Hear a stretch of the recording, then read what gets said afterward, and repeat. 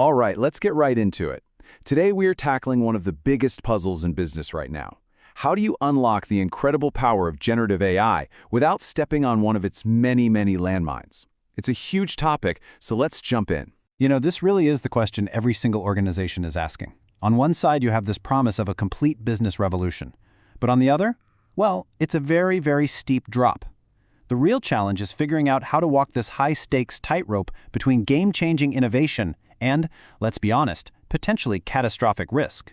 So, to really get a handle on this, let's first frame that tension. We're going to look at both the incredible promise and the very real peril that comes packaged with this technology. And you have to understand, this is all happening incredibly fast. According to the World Economic Forum, a massive 75% of companies are planning to adopt AI in the next 5 years. This isn't some far-off futuristic trend. No, this is happening right now, and it's happening at a huge scale. And this right here really lays out the stakes. On the one hand, the opportunities are just enormous, right? We're talking about accelerating innovation, cranking up efficiency, creating these amazing customer experiences. But on the other side of that coin, the risks are just as serious. Leaking sensitive data, losing your intellectual property, AI literally making things up, and doing some major damage to your reputation. And this isn't just theory, A recent Salesforce survey found that 71% of IT leaders are seriously concerned about these exact risks. The folks on the front lines, the ones implementing this stuff, they know exactly how real these dangers are. So let's break down what those dangers actually are. Let's get specific, because you can't really manage risk until you truly understand it. A recent report from Deloitte actually groups these new risks into 4 main buckets. First, you've got the total uncertainty around regulations and compliance. Then there are the physical limits of your infrastructure. After that, the classic danger of getting locked into one vendor's tech. And finally, the simple but huge risk that you just won't get the value you were hoping for. Now let's talk about a word you hear all the time, hallucination. It's so important to get this right. This isn't a bug, it's actually a core feature of how these models work. See, they aren't looking up facts in a database. They're built to predict the next most likely word in a sentence. And because of that, they can create things that sound totally plausible but are completely false, and they'll say it with 100% confidence. This is a perfect example. It sounds so specific, so authoritative, doesn't it? But it's completely made up. Now just imagine an AI generating something like that in a legal brief for your company or a critical market analysis report. You can see how fast this becomes a massive problem. And believe me, hallucinations are just the beginning. There are other huge dangers. Think about your employees putting sensitive company data into public AI tools, or hackers using something called prompt injection to trick an AI into ignoring its own safety protocols. These models can also amplify the biases found in their training data. And then there's shadow AI. That's when employees use unapproved AI tools, creating huge security gaps you don't even know exist. So how in the world do you walk that tightrope we talked about earlier? Well, you need a balancing pole.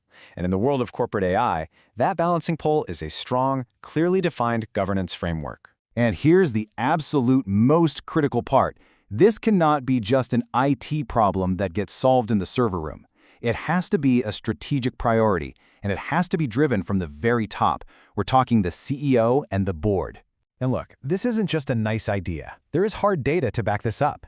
A McKinsey report found that companies with CEO-led AI governance saw a 32% higher impact on their bottom line from their AI projects. So leadership getting involved isn't just about playing it safe. It's directly connected to getting better financial results. It pays off. So what does this top-down governance actually look like in the real world?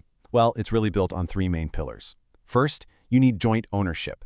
This has to be spread across leadership, legal, IT, and all the business units. Second, you need a crystal clear policy framework. There can't be any gray areas. And third, you need real accountability mechanisms so that absolutely everyone knows who is responsible for what. Okay, so now we know what good governance is and why it's so important. Let's get practical. Let's look at how you actually build it. Here is a straightforward 6-step plan to get you there. Think of this slide as your roadmap. It all begins with assess. I mean, you can't protect yourself from risks you don't even know you have. From there, you develop clear policies so everyone is playing by the same rulebook. Then you build that formal governance structure with your executives leading the charge. Only after all that do you implement the technical controls. But the tech is useless without the people, which is why the next step, train, is so crucial. And finally, maybe the most important step of all, adapt.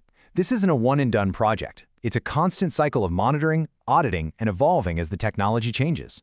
Okay, let's pull all of this together. Because managing AI risk isn't just about playing defense, it's actually about taking the lead. This is a really fundamental shift in mindset.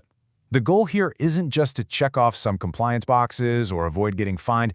The real goal is to build such a powerful foundation of trust and responsibility that it actually becomes a competitive advantage. Your customers, your partners, your employees, they will choose you because they trust how you're using this incredibly powerful technology.